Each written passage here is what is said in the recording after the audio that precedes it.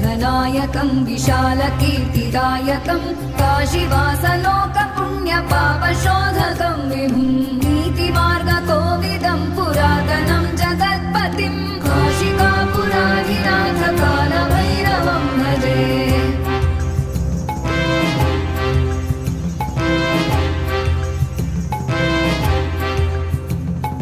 कालभैरवाष्टकं पठन्ति ये मनोहरं